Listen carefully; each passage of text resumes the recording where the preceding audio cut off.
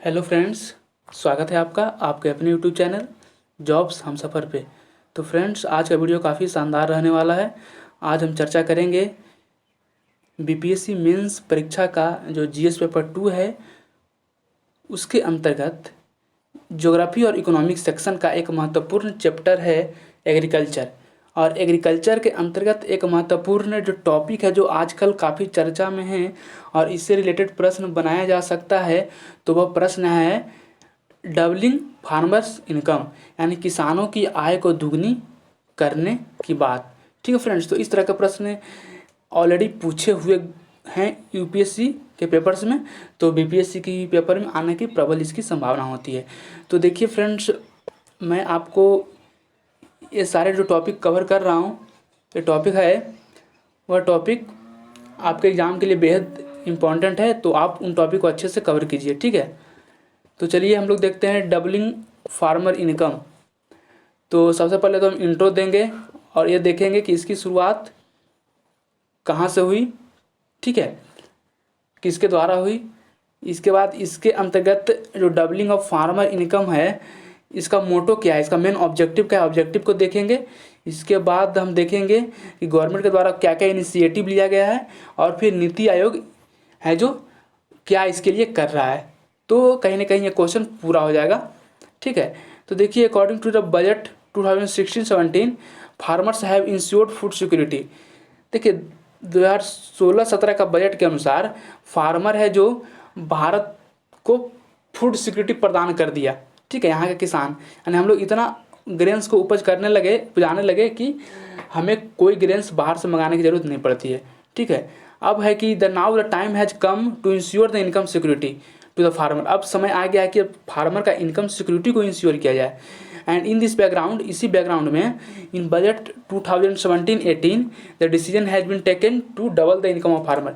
इस चलते सबसे पहले बजट 2017-18 में इस बात की चर्चा की गई थी कि किसानों की आय को दुगनी करनी है। ठीक है, तो एक शानदार यहाँ पे आपका इंट्रो हो जाता है कि जिसमें हम दो चीज़ की चर्चा करते हैं, फूड सिक्योरिटी और इनकम सिक्योरिटी की।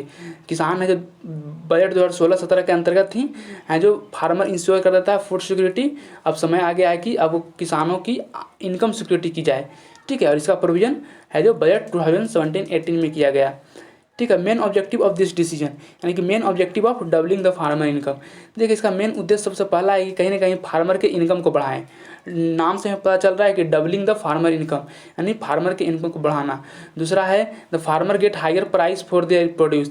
अब देखिए फार्मर का इनकम कैसे बढ़ेगा, जब उनका जो एग्रीकल्चर प्रोड्यूस है उस पर वो हायर प्राइस पाए, मतलब उन्हें अच्छा पैसा मिले उनके अनाज का। ठीक है, नेक्स्ट है prosperity in the life of farmer. अब देखिए फार्मर का जो इनकम डबल होगा तो कहीं ना कहीं समृद्धता आएगा। ठीक है, तो उसका लाइफ प्रोस्पेरस होगा। ठीक है, नेक्स्ट है जो चौथा है increase in purchasing of industrial and urban produce. देखिए किसान के हाथ में पैसा आएगा तो किसान है जो उस पैसे से इंडस्ट्रियल प्रोड्यूस और अर्बन गुड्स को खरीद सकेंगे। तो इससे क्या होगा, कहीं ना कहीं हमारी इकोनॉमी है जो चलती रहेगी और इसका ग्रोथ भी होता रहेगा। ठीक है, तो इसका ये भी एक एंगल है। नेक्स्ट फ्रेंड्स, वो पाँचवा है इसका objective strengthening of relation between cities urban and the rural areas. देखिए कहीं ना कहीं जो हमारे अर्बन एरिया यानी जो सिटी है और रूरल एरिया है यानी ग्रामीण क्षेत्र और शहरी क्षेत्र के बीच में कहीं ना कहीं यह संबंध और मजबूत होगा। ठीक है, तो apart from it the food security. देखिए ऊपर पाँच ऑब्जेक्टिव तो प्राप्त होंगे ही होंगे, इसके साथ फूड सिक्योरिटी भी प्राप्त होगा, न्यूट्रिशनल सिक्योरिटी भी प्राप्त होगा और एम्प्लॉयमेंट सिक्योरिटी भी मिलेगी, यानी तीन चीज़ और। यानी आप देख सकते हैं कि कहीं ना कहीं डबलिंग द फार्मर इनकम का 8 ऑब्जेक्टिव आपको यहाँ पे दिख गया। 5 ऊपर मैंने आपको दिखाया, इसके बाद एक फूड सिक्योरिटी, एक न्यूट्रिशनल सिक्योरिटी और एक एम्प्लॉयमेंट सिक्योरिटी। और साथ ही साथ फ्रेंड्स इसके साथ साथ कहीं ना कहीं हमारा जीडीपी का बेस है जो और बढ़ेगा। ठीक है, तो ये आपका हुआ कि हम एक अच्छा सा इंट्रो दिए डबलिंग द फार्मर इनकम को फूड सिक्योरिटी और इनकम सिक्योरिटी से जोड़ते हुए। इसके बाद objective of doubling the farmer income की है, उसमें 5 ऑब्जेक्टिव हमने पढ़ा। ठीक है, इसके बाद हम लोग 3 ऑब्जेक्टिव और पढ़े, उसमें एक फूड सिक्योरिटी है, एक न्यूट्रिशनल सिक्योरिटी है और एक है आपका एम्प्लॉयमेंट सिक्योरिटी। और इसके साथ साथ फ्रेंड्स कहीं ना कहीं हमारे ओवरऑल जो हमारा जीडीपी का है बेस है वो भी बढ़ेगा। ठीक है, चलिए नेक्स्ट है स्ट्रेटजी। ठीक है, स्ट्रेटजी। अब क्या क्या स्ट्रेटजी अपनाया गया है, रणनीति अपनाया गया है गवर्नमेंट के द्वारा इस टारगेट को अचीव करने के लिए। तो पहले मैं बता दूं कि जो डबलिंग द फार्मर इनकम है, जो टारगेट अचीव करना है वह अचीव करना है 2022 तक, ये भी आप ध्यान में रखिएगा, ठीक है। तो 2022 को अचीव करने के लिए अब प्रयास तो अभी से ही करना पड़ेगा। तो ये प्रयास है जो बजट 2017-18 से ही शुरू हो गया है, ठीक है। तो क्या क्या स्ट्रेटजी अपनाया गया है, तो to achieve all the objective 7 point strategy has been adopted, 7 point का स्ट्रेटजी है जो अपनाया गया है। वो स्ट्रेटजी क्या क्या है, पहले तो है कि इंक्रीज इन प्रोडक्शन, फार्मर का इनकम बढ़ाना है तो पहले तो फार्मर का प्रोडक्शन बढ़ाइए, जो उनके फूड ग्रेन्स है उसका प्रोडक्शन बढ़ाइए। दूसरा है कि to reduce the production cost, और जो उसका प्रोडक्शन जो कॉस्ट है, इनपुट कॉस्ट है, उसको घटाइए। इनपुट कॉस्ट कहने का मतलब क्या हुआ फ्रेंड्स, कि फर्टिलाइजर पे खर्च, सीड पे खर्च, आप भी जो भी कुछ मैकेनाइजेशन ऑफ एग्रीकल्चर में नए नए इंस्ट्रूमेंट किसान के द्वारा ले आते हैं उस पर खर्च, ये सारे खर्च हैं जो कहीं ना कहीं इनपुट कॉस्ट पे ही आते हैं। तो इनपुट कॉस्ट को रिड्यूस करने की बात कही जा रही है और उनका प्रोडक्शन बढ़ाने की बात की जा रही है। नेक्स्ट है to reduce post harvest losses. देखिए कहीं ना कहीं ऐसा एक डाटा के अनुसार देखा गया है फ्रेंड्स कि एक लार्ज सेक्शन ऑफ, यानी अप्रॉक्स कहे तो अप्रॉक्स 20% के आसपास है जो प्रोड्यूस, यानी जो भी क्रॉप्स हैं ड्यूरिंग हार्वेस्टिंग एंड मार्केटिंग के दौरान लगभग 20% के आसपास ग्रेन्स है जो बर्बाद हो जाते हैं, यानी पोस्ट हार्वेस्ट लॉस बहुत ज़्यादा है। तो पोस्ट हार्वेस्ट लॉस को कम करना होगा, ठीक है। नेक्स्ट है टू इंक्रीज फूड प्रोसेसिंग, और फूड प्रोसेसिंग को बढ़ावा देना पड़ेगा। देखिए फूड प्रोसेसिंग बढ़ावा देने से क्या होगा कि जो पोस्ट हार्वेस्ट लॉसेस होते हैं उसको कहीं कहीं रिड्यूस किया जा सकता है। जैसे आप देख सकते हैं कि कोई एक किसान है वो लीची का उत्पादन करता है, ठीक है। वो लीची को मैक्सिमम कितना दिन रख सकता है, मुश्किल से 10 से 12 दिन। वही लीची को यदि वो है जो उसका जूस बना दे, जूस बना करके उस जूस को एटलीस्ट 6 महीने तक आराम से रखा जा सकता है, ठीक है। तो कहीं ना कहीं ये क्या करेगा, उस किसान की इनकम को तो बढ़ाएगा, साथ ही साथ जो पोस्ट हार्वेस्ट लॉसेस होते थे वो लॉसेस से भी बचाएगा। नेक्स्ट है reform in marketing of agriculture.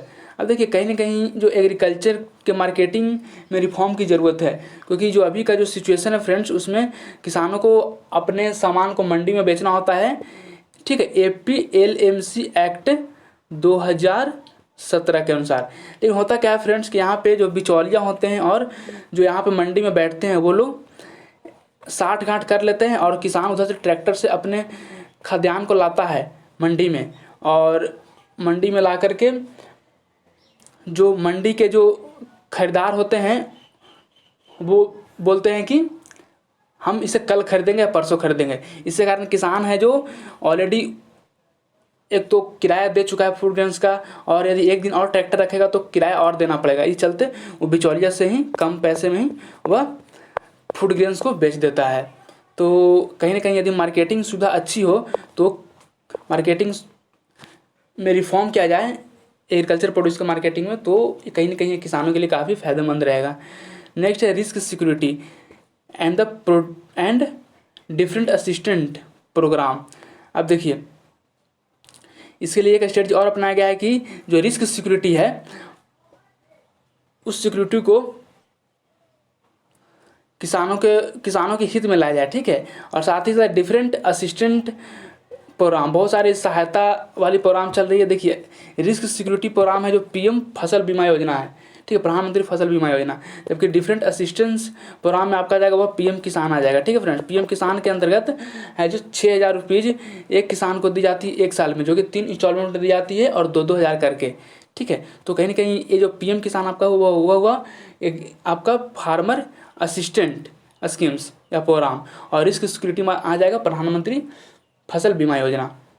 Next friends crop diversification, किसान को भी चाहिए कि वो अपने क्रॉप को डाइवर्सिफाई करे, ठीक है, और अब उन क्रॉपों को ज़्यादा उगाए जो कॉमर्शियली काफ़ी महत्वपूर्ण है और उनसे उनको अच्छा प्रॉफिट मिल सकता है।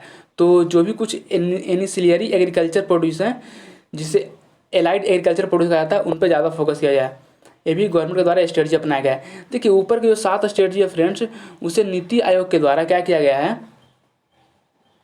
कि उसे मात्र 3 ग्रुप में मर्ज कर दिया गया है। ऊपर जितने 7 स्कीम है ये गवर्नमेंट इसके लिए ये स्कीम ला रही थी और यही स्ट्रेटजी अपना रही थी, लेकिन जब से नीति आयोग का फॉर्मेशन हुआ है, ऐसे नीति आयोग का फॉर्मेशन 1 जनवरी 2015 को हुआ है, ठीक है। तो उसके बाद क्या किया नीति आयोग कि फ्रेंड्स जो ऊपर के सातों स्टेट हैं उससे मात्र 3 भाग में सब डिवाइड कर दिया गया है। पहला उन्होंने लिया है मॉडर्नाइजेशन ऑफ एग्रीकल्चर, ठीक है। दूसरा पॉलिसी एंड गवर्नेंस, तीसरा है जो value chain and rural infrastructure, यानी कि नीति आयोग इन तीनों चीज़ों पर फोकस करके कहीं ना कहीं किसानों की आय दुगनी करने की भरसक प्रयास कर रही है, ठीक है। तो देखते हैं मॉडर्नाइजेशन ऑफ एग्रीकल्चर, ठीक है, यानी कि कृषि का आधुनिकरण, ठीक है। ये बहुत ही ब्रॉडर टर्म है, ठीक है। एक मैकेनाइजेशन ऑफ एग्रीकल्चर, इससे भी बड़ा टर्म है मॉडर्नाइजेशन ऑफ एग्रीकल्चर। देखिए मॉडर्नाइजेशन ऑफ एग्रीकल्चर में सबसे पहले फोकस किया जाएगा, वह किया जाएगा रिड्यूसिंग फार्मिंग कॉस्ट। देखिए ऊपर के 7 स्ट्रेटजी हैं भी यहीं पे वही 7 स्ट्रेटजी, इसमें थोड़े और इसे ब्रॉडर किया गया है और इसे मात्र 3 ग्रुप में मर्ज कर दिया गया। पहला है जो फ्रेंड्स वह मर्ज किया गया है वह मॉडर्नाइजेशन ऑफ एग्रीकल्चर है, और दूसरा है जो वेरियस पॉलिसी एंड प्रोग्राम, और तीसरा है कि supply chain and the infrastructure. ये तीनों चीज़ पर फोकस कर करके किसानों की आय को दुगनी की जाएगी। तो पहला मॉडर्नाइजेशन ऑफ एग्रीकल्चर देखते हैं, तो उसमें सबसे पहला आता है वो आता है रिड्यूसिंग फार्मिंग कॉस्ट। अब देखिए फार्मिंग कॉस्ट को कैसे रिड्यूस किया जाएगा, तो फार्मिंग कॉस्ट को रिड्यूस करने के लिए सबसे पहले तो आपका सॉइल का टेस्टिंग होना चाहिए, ठीक है। सॉइल का टेस्टिंग होगा तो किसानों को पता चलेगा कि उसका सॉइल एसिडिक है, बेसिक है, और उसी अनुसार वह है जो अपने फील्ड में अपने खेत में है जो फर्टिलाइज़र का इस्तेमाल करेगा, और देख लेगा सॉइल का टेस्टिंग करने के बाद कि उसकी सॉइल में किस न्यूट्रिएंट्स की कमी है, और वही न्यूट्रिएंट्स है जो वो बाजार से खरीद करके किसान अपने फील्ड में अपने खेत में डाल सकता है, ठीक है। तो कहीं ना कहीं जो पहला है कि रिड्यूसिंग फार्मिंग कॉस्ट में सबसे बढ़िया जो सटीक है वह है soil health card. Soil health card क्या किया है कि लैंड को लैब से कनेक्ट कर दिया है, ठीक है फ्रेंड्स, लैंड को लैब से कनेक्ट कर दिया गया। इसके अंतर्गत क्या होता है कि ब्लॉक लेवल पे काम होती है, जिसपे खुद एग्रीकल्चर साइंटिस्ट जाते हैं फार्मर के खेत में, और वहाँ से किसानों के खेत से मिट्टी लेकर के वह लैब में सैंपल तैयार करते हैं और उसका परफॉर्मा बनाते हैं, और उस किसान को फिर बता देते हैं कि आपके मिट्टी में कौन कौन सी एलिमेंट्स है, कौन कौन से तत्व है जो प्रचुर मात्रा में, और कौन कौन सी एलिमेंट्स है जो डिफिशिएंट है, और वो आपको प्रदान करना होगा। तभी आपका क्रॉप्स है जो बेटर प्रोडक्शन देगा और उसकी प्रोडक्टिविटी हाई होगी, ठीक है। तो कहीं ना कहीं पहला तो हो गया सॉइल हेल्थ कार्ड, ठीक है। और साथ ही साथ फ्रेंड्स इस पर गवर्नमेंट बहुत ही फोकस कर रही है सॉइल हेल्थ कार्ड पे, ठीक है। इसके अंतर्गत हम कहीं ना कहीं सॉइल हेल्थ कार्ड पे फोकस कर करके किसानों की जो कॉस्ट ऑफ फार्मिंग है उसे रिड्यूस कर सकते हैं। Next friends mechanisation of agriculture, कि कृषि का मैकेनाइजेशन यांत्रिकरण। देखिए कृषि का यांत्रिकरण भी कहीं ना कहीं ये जो इनपुट कॉस्ट है उसे रिड्यूस करेगा फार्मिंग के, ठीक है, और इससे हमारा प्रोडक्शन भी बढ़ेगा, ठीक है। और मैकेनाइजेशन से हमारा जो पोस्ट हार्वेस्ट लॉसेस होते हैं वह लॉसेस भी कम होंगे, ठीक है। अब देखिए फ्रेंड्स इसके साथ साथ जो मैंने आपको बताया कि देखिए मैकेनाइजेशन ऑफ एग्रीकल्चर से तो कई फ़ायदे हैं, जैसे कहीं ना कहीं इनपुट कॉस्ट ऑफ फार्मिंग घटेगा, ठीक है, साथ ही साथ प्रोडक्शन इंक्रीज होगा, और पोस्ट हार्वेस्ट लॉसेस हैं वो भी कम हो जाएंगे, ठीक है फ्रेंड्स। अब देखिए इन कंट्री 713 kV के किसान विकास केंद्र अंडर ICAR, यानी कि ICAR के अंतर्गत 713 किसान विकास केंद्र है जो कार्यरत हैं, ठीक है। और मैकेनाइजेशन ऑफ एग्रीकल्चर के लिए आत्मा काम कर रही है। आत्मा बोले तो एग्रीकल्चर टेक्नोलॉजी मैनेजमेंट एजेंसी, ठीक है friends, agriculture technology management agency काम कर रही है इसके लिए। अब देखिए कहीं ना कहीं अब ICT का यूज भी बढ़ाना पड़ेगा, ठीक है। और कॉमन सर्विस सेंटर है जो रूरल एरिया में इस्टेब्लिश किया जा रहा है, और यह सिंगल विंडो सॉल्यूशन प्रोवाइड कराती है, तो ये किसानों के लिए काफ़ी फायदेमंद है। किसान वहाँ से जा करके अपने स्कीम्स के बारे में जानकारी ले सकते हैं, वहीं जा करके किसान है जो उस फॉर्म को भर भी सकते हैं, और whatever the document is required वो वहाँ से पूरा भी कर सकते हैं, ठीक है। नेक्स्ट है नेशनल टेलीकॉम पॉलिसी 2018। देखिए नेशनल टेलीकॉम पॉलिसी 2018 भी काफ़ी हेल्पफुल है, और यह इस रूप में हेल्पफुल है फ्रेंड्स क्योंकि इसमें बोला गया है कि रूरल एरियाज में 10 Gbps इंटरनेट की सुविधा प्रोवाइड की जाएगी, ठीक है। साथ ही साथ हम देखें तो ई-नैम, जहाँ से लोग हैं जो ऑनलाइन मार्केटिंग कर सकते हैं, वहाँ पे सेलर और बायर दोनों होते हैं, और सेलर है जो अपने प्रोड्यूस के बारे में वहाँ पे उस साइट पे जानकारी दे देती है, और बायर उसको खरीद लेते हैं, ठीक है। Next friends improvement in irrigation facility में भी इंप्रूवमेंट करना होगा। देखिए इरिगेशन फैसिलिटी में इंप्रूव करने से 2 फायदे होंगे। पहला फायदा होगा कि कंजर्वेशन ऑफ वाटर, ऐसा देखा गया है कि लगभग यदि हम इरिगेशन फैसिलिटी को अच्छे कर लें तो 35 से 40% वाटर जो बर्बाद होते थे वो वाटर है जो कंजर्व हो सकते हैं। नेक्स्ट फ्रेंड्स वह है कि इरिगेशन फैसिलिटी को बढ़ाने से होगा क्या कि पहले तो वाटर कंजर्वेशन होगा ही होगा, दूसरी बात की कॉस्ट है जो आपका इलेक्ट्रिसिटी चार्ज है वह कम लगेगा। तो कहीं ना कहीं ये भी cost, input cost of production भी कम कर रहा है। ठीक है, तो इसका 2 एडवांटेज है। ठीक है, और इसके लिए किसान प्रधानमंत्री कृषि सिंचाई योजना चल रही है। ठीक है फ्रेंड्स, इसे भी आप ध्यान रखिएगा। और इसके अंतर्गत पर ड्रॉप मोर क्रॉप टारगेट रखा गया, पर ड्रॉप मोर क्रॉप। ठीक है, और इसके अंतर्गत कुछ सिंचाई जैसे ड्रिप इरिगेशन है, तो ड्रिप इरिगेशन भी है जो कहीं ना कहीं एक ऐसा इरिगेशन प्रोवाइड करती है फ्रेंड्स, जिस इरिगेशन के अंतर्गत काफ़ी कम पैसे में, काफ़ी कम बिजली बिल के खर्च में अच्छी तरह से पूरे फील्ड की इरिगेशन हो जाती है। फिर एक स्प्रिंकलर इरिगेशन है, ये भी काफ़ी optimum use of water resource करती हैं। ठीक है, नेक्स्ट है क्रॉप डाइवर्सिफिकेशन। देखिए क्रॉप डाइवर्सिफिकेशन फसलों का विविधीकरण। जैसे फसलों का विविधीकरण इन द सेंस कि मान लीजिए कोई किसान है, किसान यहाँ पे सिर्फ क्या करता है कि यहाँ पे सिर्फ धान की खेती करता है। मान लीजिए कि यदि बाढ़ आ गया तो उसका पूरा धान बर्बाद हो जाएगा। अब उसके लिए कमाने के लिए कोई उसका जरिया नहीं है। ठीक है, तो अपने जीविका को कैसे चलाएगा? तो इसके लिए किसान को क्या चाहिए कि जो उसके पूरे फील्ड है उसमें बहुत सारे फसलें लगाएं। जैसे आधा पार्ट में वह धान की खेती करे, पैडी के कल्टीवेशन करें, और बचे हुए आधे क्षेत्र में वह अन्य जो खरीफ क्रॉप्स हैं उनका कल्टीवेशन कर सकते हैं। जिससे क्या होगा कि नेचुरल क्लाइमेटी में वो कहीं ना कहीं उनके पास कुछ ऐसी चीज़ें होंगी जिससे वह लाइफ को सस्टेन कर सकते हैं। ठीक है, तो क्रॉप डाइवर्सिफिकेशन काफ़ी ज़रूरी है और यह काफ़ी हेल्पफुल होगा फार्मर को उसके इनकम को इंक्रीज करने में। और देखिए क्रॉप डाइवर्सिफिकेशन करने का मतलब जैसे हो गया हॉर्टिकल्चर। ठीक है, आप ठीक है धान तो रोप रहे हैं, साथ ही साथ आप बाग बगान भी लगा दीजिए, जिससे कहीं ना कहीं इन इमरजेंसी केसेस और नेचुरल क्लैमिटी केसेस आपको वहाँ से इनकम मिलते रहे। Next friends animal husbandry. देखिए आप एनिमल हस्बेंड्री भी कर सकते हैं। एनिमल हस्बेंड्री कहीं ना कहीं आज एक काफ़ी प्रॉफिट मोटिव इंडस्ट्री बन चुका है फ्रेंड्स, जो पोल्ट्री, साथ ही साथ एनिमल हस्बेंड्री, इसके साथ साथ आपका फिशिंग भी आता है इसी में। तो ये सब चीज़ों पे गवर्नमेंट को फोकस करना चाहिए और साथ ही साथ ऑलरेडी पब्लिक भी इस पर फोकस कर रही है, क्योंकि उन्हें पता है कि ये सब प्रॉफिट मेकिंग है और यहाँ पे लैंड की ज़्यादा रिक्वायरमेंट भी नहीं होती है। ठीक है, तो क्रॉप डाइवर्सिफिकेशन भी करना होगा फार्मर की इनकम को बढ़ाने के लिए। नेक्स्ट है risk security and income security. देखिए रिस्क सिक्योरिटी के लिए कहीं ना कहीं प्रधानमंत्री फसल बीमा योजना है। ठीक है, और इनकम सिक्योरिटी की बात करें फ्रेंड्स तो यहाँ पे प्रधानमंत्री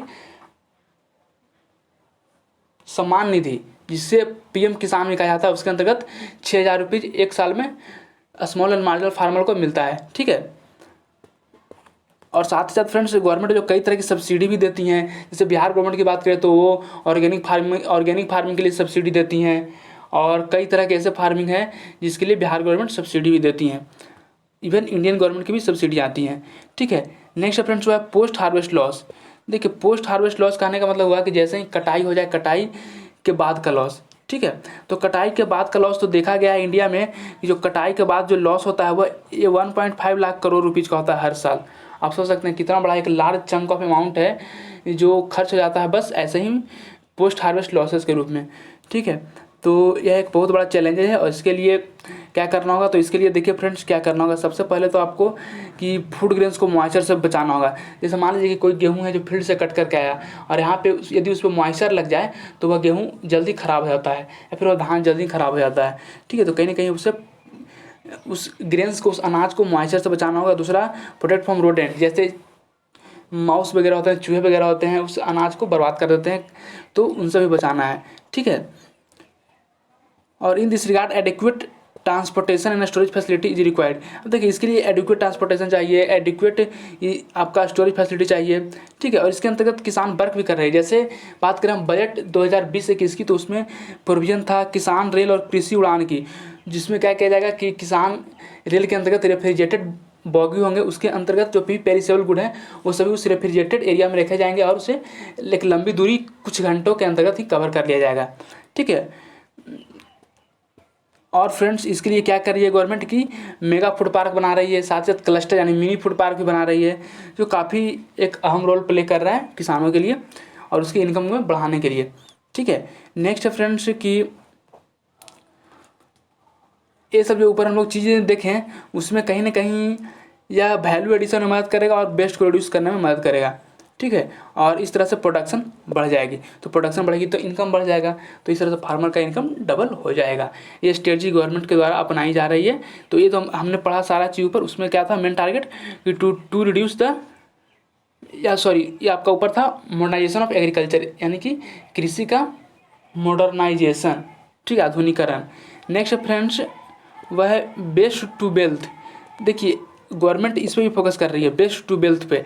अब मान लीजिए कि ठीक है, ये कई एरिया में देखा गया है कि जो बहुत सारे जैसे पंजाब और हरियाणा के एरिया जहाँ पे धान की कटाई होती है, तो बस उसका जो फूड ग्रेन्स वाला जो एरिया है उसे काट लिया जाता है, बाकी जो स्टबल होते हैं उससे वहीं फील्ड में छोड़ दिया जाता है या फिर उसे जला दिया जाता है। तो जलाने से क्या होता है, कहीं ना कहीं एयर पोल्यूशन जैसी प्रॉब्लम होती है। तो उससे बचने के लिए गवर्नमेंट क्या किया है कि गवर्नमेंट की है कि जो भी स्टबल बर्निंग करते हैं उस पर तो पहली बात तो रोक लगाई है। दूसरी बात फ्रेंड कि जो भी स्टबल है उस स्टबल को काटने वाली मशीन तैयार की जा रही है। उस पर फार्मर को कई तरह के असिस्टेंस भी दिए जा रहे हैं, कई तरह की सब्सिडी भी दी जा रही है उस मशीन पे। और उस मशीन के तहत क्या किया जाएगा कि उस स्टबल को काट करके उसे बायोगैस बनाने में मदद ली जाएगी, ठीक है फ्रेंड्स। और उस बायो मास से फर्टिलाइज़र भी मिलेगी, फूडर भी बनाई जा सकती है, ठीक है। नेक्स्ट है government is also using modern technology in this regard. तो ये गवर्नमेंट भी कई तरह के नए नए तकनीक का इस्तेमाल कर रही है और इस पर लगातार है जो कई वेरियस एग्रीकल्चर इंस्टीट्यूशंस के द्वारा रिसर्च इस पर करवा रही है, ठीक है। And through the measure the increase in the production through the measure with the increase of the production government is trying to increase the income. तो गवर्नमेंट दो बाई डायमेंशनल काम कर रही है, पहला तो प्रोडक्शन भी इस तरह से बढ़ा रही है और इनकम भी फार्मर को बढ़ा रही है, ठीक है। Next policy and governance. देखिए जो नीति आयोग के द्वारा दूसरा जो रिकमेंडेशन दिया गया है वो दिया गया है पॉलिसी एंड गवर्नेंस। इसे बोला गया है कि under it government is taking policy and administrative measure to increase the farmer income of farmer. इसके अंतर्गत बोला गया है कि गवर्नमेंट ने बहुत सारी ऐसी स्टेप्स लिए, एडमिनिस्ट्रेटिव मेजर्स लिए हैं और पॉलिसी लाई है जिसके अंतर्गत कहीं ना कहीं किसानों का आय बढ़ेगा ही बढ़ेगा। तो ये स्टेप आर, वो स्टेप कौन कौन है, तो पहला है पॉलिसी मेजर, दूसरा एडमिनिस्ट्रेटिव मेजर। चलिए पॉलिसी मेजर की बात करते हैं। पॉलिसी मेजर में फ्रेंड्स वो सबसे पहले तो आपका वो हो जाएगा APLMC एक्ट 2017। APLMC बोले तो agriculture produce and live stock market committee act 2017। इसके अंतर्गत है फ्रेंड्स की क्या होता है कि फार्मर्स को कंपल्सन होता है कि वो अपने अनाज को, अपने फूड ग्रेन्स को या तो डिस्ट्रिक्ट मंडी में बेचे या फिर राज्य में बेचे, इससे बाहर जाकर के वो बेचने को अलाउ नहीं होता है। लेकिन जो APLMC एक्ट 2017 है इसके अंतर्गत यह बैरियर को खत्म कर दिया गया है, ठीक है। इसे भी आप ध्यान रखिएगा for agriculture produce and animal produce. Next model contract farming act 2018। देखिए मॉडल कॉन्ट्रैक्ट फार्मिंग एक्ट 2018 है जो कहीं ना कहीं यह एग्रीकल्चर को ऑर्गेनाइज्ड रूप में डेवलप कर सकता है, ठीक है, और इसीलिए काफ़ी फायदेमंद हो सकता है। Next model land leasing act 2016। तो मॉडल लैंड लीजिंग एक्ट है जो कहीं ना कहीं लैंड को लीज पे देना एज ए बायर और एज ए सेलर, दोनों को काफ़ी यहाँ पे कई तरह के गाइडलाइन गवर्नमेंट के द्वारा इशू किए गए और उसके अंतर्गत उन सारी चीज़ों को फॉलो की जाएंगी। नेक्स्ट है नेशनल एग्रीकल्चर एक्सपोर्ट पॉलिसी 2018। ये भी काफ़ी महत्वपूर्ण है। इस तरह की चीज़ों का चर्चा आप अपने आंसर में करना होगा आपको, तभी आप अच्छे मार्क्स पा सकते हैं। तो नेशनल एग्रीकल्चर एक्सपोर्ट पॉलिसी 2018 भी काफ़ी महत्वपूर्ण है। नेक्स्ट फ्रेंड्स वो है आर्टिकल 323 का भी। आर्टिकल 323 का भी कहता है according to article 323 B of the Indian constitution the government has plan to establish agriculture tribunal in place of CSCP। Government जो CSCP की जगह पे एग्रीकल्चर ट्रिब्यूनल बना सकती है, आर्टिकल 323 का बी के अंतर्गत यह पावर दिया गया है। साथ ही साथ फ्रेंड्स गवर्नमेंट जानती है कि एग्रीकल्चर का विकास तभी संभव हो सकेगा जब एग्रीकल्चर सेक्टर में भी FDI लाया जाए, फॉरेन डायरेक्ट इन्वेस्टमेंट लाया जाए, क्योंकि कहीं ना कहीं एग्रीकल्चर के इंफ्रास्ट्रक्चर को सुधारने में फॉरेन इन्वेस्टमेंट की बहुत ही ज़्यादा ज़रूरत होती है। तो एग्रीकल्चर में 100% FDI को अलाउ कर दिया गया है, ठीक है। Next friends administrative decision. ये तो आपका था पॉलिसी मेजर। नेक्स्ट है एडमिनिस्ट्रेटिव डिसीजन। तो एडमिनिस्ट्रेटिव डिसीजन में देखिए कई तरह के एडमिनिस्ट्रेटिव डिसीजन गवर्नमेंट के द्वारा लिया गया है, जैसे ई-नैम, ई पशुधन हैट, और to increase the MSP by 1.5 times, यानी MSP को 1.5 गुना बढ़ा दिया गया है। नेक्स्ट अपेडा, नाफेड और FCI, TRIFED and essential commodity act 1955 are under reform. ये सब अंडर रिफॉर्म में है। इस तरह से कुछ एडमिनिस्ट्रेटिव मेजर के द्वारा गवर्नमेंट है जो फार्मर के इनकम को डबल करना चाहती है। अब through this measure agriculture produce market reforms are taking place through which the income of farmer can be doubled. अब ये सब मेजर्स के द्वारा कहीं ना कहीं मार्केट रिफॉर्म्स होगा और मार्केट रिफॉर्म्स के अंतर्गत किसान का आय जो डबल होगा। नेक्स्ट है फ्रेंड्स वो है value chain and rural infrastructure. देखिए वैल्यू चेन क्या होता है, रूरल इंफ्रास्ट्रक्चर क्या होता है। तो देखिए to insure the access of agriculture produce of the farmer up to the market the rural infrastructure necessary. Rural infrastructure का इतना महत्व है कि मान लीजिए कोई किसान है जो अपने फील्ड में एग्रीकल्चर प्रोड्यूस को प्रोड्यूस करता है, अब उस बेचने के लिए तो मार्केट जाएगा, तो मार्केट जाने के लिए उसे एक प्रॉपर इंफ्रास्ट्रक्चर होना चाहिए, वहाँ पे रोड भी होनी चाहिए, उससे पर्याप्त गाड़ी उसके पास होनी चाहिए। ठीक है फ्रेंड्स, तो कहीं ना कहीं एक बहुत ही बड़ा अहम रोल है रूरल इंफ्रास्ट्रक्चर का। ठीक है, for enhancing the farmer income, for increasing the farmer income. तो इसके अंतर्गत एक बहुत बड़ी स्कीम है जो हमारी सेंट्रल गवर्नमेंट के द्वारा चल रही है, वह है प्रधानमंत्री ग्राम सड़क योजना, जिसका फेज 3.0 चल रहा है। पहले फेज 1.0 और 2.0 ऑलरेडी इम्प्लीमेंट हो चुका है। इससे के अंतर्गत था फ्रेंड्स, जो प्रधानमंत्री ग्राम सड़क योजना 1 और 2 के अंतर्गत था कि आपको सभी गाँवों को है जो 12मासी रोड से उसे जोड़ देना होगा। ठीक है, यानी कि ऑल सीजनल रोड से जोड़ देना होगा सभी विलेज को ऑल सीजनल रोड से जोड़ना होगा। ये प्रधानमंत्री ग्राम सड़क योजना 1.0 और 2.0 में था। अब प्रधानमंत्री ग्राम सड़क योजना 3.0 के अंतर्गत क्या है फ्रेंड्स, कि सभी गाँवों को हॉस्पिटल से जोड़ना है, सभी गाँवों को एजुकेशनल इंस्टीट्यूशन से जोड़ना है, सभी गाँवों को है जो बैंकिंग से जोड़ना है। इन सारी चीज़ों को यहाँ पर फोकस किया गया है। ठीक है, तो कहीं ना कहीं जो प्रधानमंत्री ग्राम सड़क योजना 3.0 है जो काफ़ी एक्सटेंसिव है। ठीक है, अब देखिए और भी रूरल इंफ्रास्ट्रक्चर को इन्हेंस करने के लिए दीनदयाल ग्राम ज्योति योजना चल रही है, जिसके अंतर्गत कहीं ना कहीं गवर्नमेंट है जो इलेक्ट्रिसिटी प्रोवाइड हाउस होल्ड को, रूरल हाउस होल्ड को इलेक्ट्रिसिटी प्रोवाइड करा रही है। ठीक है, और सौभाग्य स्कीम है वो भी कहीं ना कहीं है जो हाउस होल्ड को इलेक्ट्रीफाइड करने से संबंधित है। और एक आपका है फ्रेंड्स और भारत नेट, इसके अंतर्गत लगभग 2.5 लाख पंचायत को जोड़े जाएंगे, वह ऑप्टिकल फाइबर से जोड़े जाएंगे। तो कहीं ना कहीं नेट कनेक्टिविटी यहाँ पे प्रोवाइड करने की बात की जा रही है। ठीक है, नेक्स्ट है rural in the rural area refrigerated cold storage system are also in the process of development. तो आप देख सकते हैं जैसा कि रूरल एरिया में भी रेफ्रिजरेटेड और कोल्ड स्टोरेज सिस्टम हैं जो कहीं ना कहीं डेवलप की जा रही हैं। ठीक है, तो in this way through these measures the government is trying to increase the incomes of farmer. तो इस तरीके से गवर्नमेंट है जो फार्मर का इनकम बढ़ाने की कोशिश कर रही है और bringing the prosperity of farmer, और फार्मर के लाइफ में प्रोस्पेरिटी लाने की कोशिश कर रही है। ठीक है, तो फ्रेंड्स मैंने आपको सारा कुछ कवर कर दिया इस वीडियो में। देखिए मैं फिर से आपको ओवरव्यू देता हूँ। सबसे पहले मैंने एक इंट्रो लिखा, उसमें इनकम सिक्योरिटी और फूड सिक्योरिटी को जोड़ते हुए क्यों जरूरी है doubling the income of farmer, इसके बारे में बताया। इसकी शुरुआत कब हुई, तो बजट 2017-18 में हुई। इसके बाद क्या क्या इसका ऑब्जेक्टिव है डबलिंग द फार्मर इनकम का, वो हम लोग लिख देंगे। ठीक है, और इसके बाद फ्रेंड्स क्या क्या स्ट्रेटजी अपनाया गया, तो पहले 7 स्ट्रेटजी अपनाया गया था, 7 पॉइंट। जब से नीति आयोग आई तो नीति आयोग है इसको है जो फ्रेंड्स वह 3 रूपों में बांट दी है, modernisation of agriculture, policy and governance and value chain and rural infrastructure. हमने मॉडर्नाइजेशन ऑफ एग्रीकल्चर को डिटेल में देखा। ठीक है, इसके बाद पॉलिसी एंड गवर्नेंस को देखा, फिर value chain and rural infrastructure को भी देखा। तो कहीं ना कहीं ये क्वेश्चन पूरा हो जाता है। और यदि डबलिंग द फार्मर इनकम आए क्वेश्चन, तो इस चीज़ों को आप कट कॉपी पेस्ट कर दीजिए, आपको यहाँ पे काफ़ी अच्छे मार्क्स मिल सकते हैं। ठीक है फ्रेंड्स, यदि 36 मार्क्स के क्वेश्चन यदि आप इसे कट कॉपी पेस्ट अच्छे से कर दें और थोड़े बहुत डायग्राम बना दें इन्हीं चीज़ों के, इन्हीं फैक्ट से, तो यहाँ पे आप आराम से 28 से 30 नंबर पा सकते हैं फ्रेंड्स। ठीक है, तो चलिए thanks for watching this video. और at the end of this video फिर से एक छोटी सी रिक्वेस्ट, यदि आप मेरे चैनल पर नए हैं तो इस चैनल को सब्सक्राइब कर लीजिए, इस वीडियो को लाइक कर दीजिए और अपने दोस्तों के साथ शेयर भी कर दीजिए। और फ्रेंड्स यदि आपको कोई सजेशन देना हो तो आप कमेंट बॉक्स में कमेंट कर सकते हैं, आपका सजेशन शर्माते रहेगा। ठीक है, तो चलिए thanks for watching this video. जय हिंद।